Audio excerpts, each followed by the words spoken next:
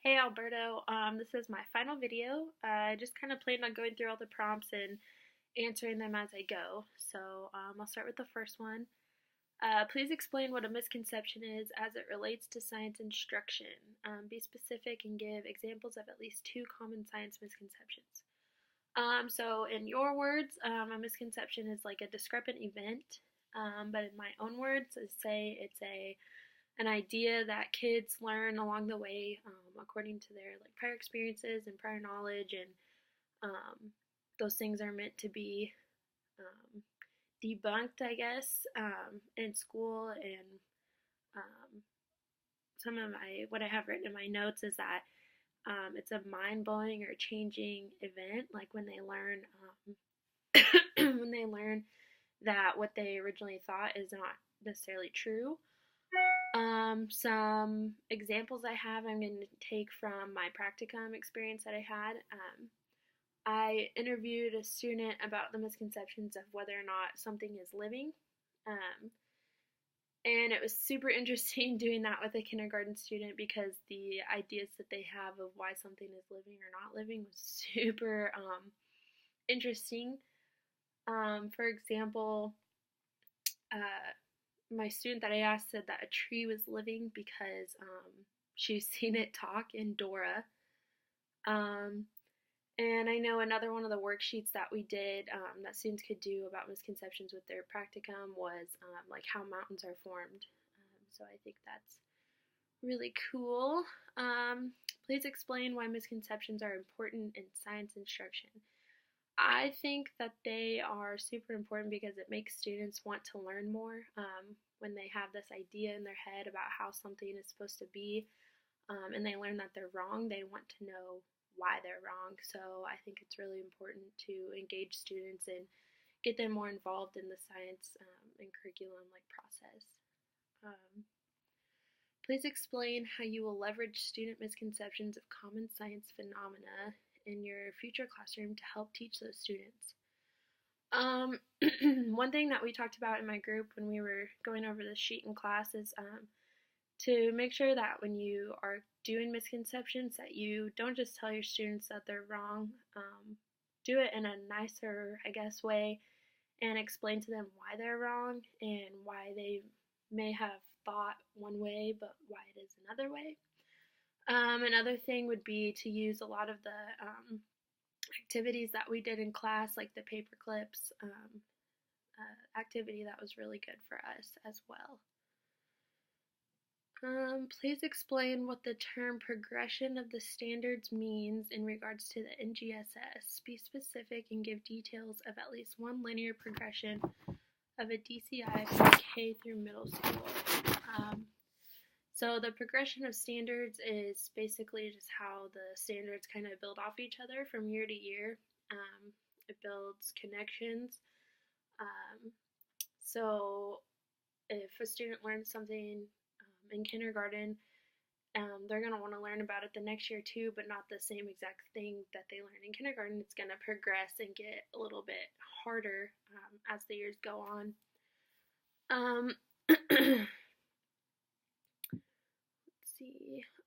And it also allows teachers to track student progression, so you can see how well they're learning and how well throughout the years they are like gaining the concepts and stuff. Please explain why the NGSS has progression of its standards. I guess I just kind of explained that. It allows teachers from previous years and years in the future to grow off of each other, and it allows them to track the students' learning as they get older. Please explain what your role would be as a 5th grade teacher focused on teaching content related to NGSS Performance Expectation 5P13.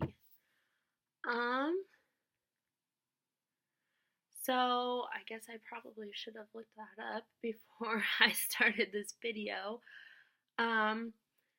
But whatever that may be, I would make sure that I talked with the 4th grade teachers and see what the kids learned about it in the previous year, or if you don't feel comfortable like talking to other teachers, you can just go on and look and see what the standard was and see what they learned the year before. So you make sure that you're progressing that standard and not just teaching the same exact thing, but also making sure that they get basic information of what they need to know for that same standard the next year in 6th grade. First, please explain the desired outcome for each of the 5 stages of the 5E learning cycle in detail. Next, please provide specific examples of the types of activities one might see at each of the 5 phases in order to achieve the desired outcome for the particular stage. Okay, so the first stage is engage, and this stage is meant to hook the students and get them interested in whatever the activity or lesson may be that day. And some good ways to do this is reading a book, doing songs, or watching videos. The next stage is explore, and the main thing that you taught us about this level was productive struggle, and not very much direct instruction. So this can be done through multiple activities. Next stage is explain. This is where the direct instruction occurs and the students develop new ideas. And this can be done through discussion or asking questions or answering questions. Next stage is elaborate. This is where extended learning happens and you can relate to the real world. This can also be done through discussion, questions, or activities. And evaluate, this is where you check for understanding, and it should be an authentic assessment. And some ways that you can do this is through a foldable or a flip grid. Using the EIE version, please explain the engineering design process in detail. Using specific examples, please explain your rationale for where in the process deep learning occurs and why. The process is, the first one is ask. So it says like what the problem is and make sure that it's solvable. Next one is imagine. This is where you brainstorm a solution. An example of this would be like the bubble map or the content map that we made for our unit plan. The next stage is plan. So what are you going to do? Make sure you get a plan on how to take action. Next one is create. So make whatever you need to fix the problem. And 5 is improve. And what can you do to make it better? I think that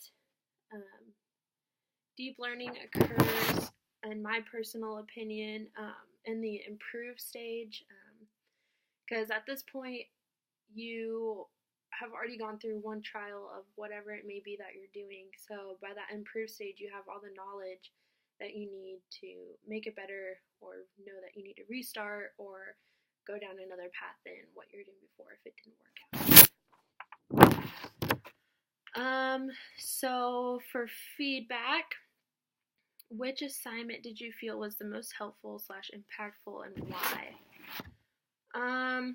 For this class, I think that all of the things that actually got us ready to be teachers, for example, doing the stuff in our practicum classes and doing the unit plan and all the different components that went into the unit plan, I know it stressed a lot of people out, including me, but at the end of the day, it was really nice to have that experience of having to do that, so we know kind of what we're looking at in the future. Which assignment do you feel was not helpful / impactful enough for me to repeat in the future semesters, and why? Trying to think. I don't know, personally I don't really feel like there wasn't anything that didn't have any purpose in the class, I guess, so that's kind of my input on that. I don't feel like there's anything that needs to be taken out or anything that was super boring. I guess the biggest thing was when those people came and we did the, I think it was like a Kansas seed or Kansas soil or activity or something like that that we got the professional development hours for. I didn't really feel like that helped me out too much, and I didn't necessarily really think it was fun. I know everything's not about having fun, but that's kind of my take on that. So I guess that's it. Thank you for a great semester.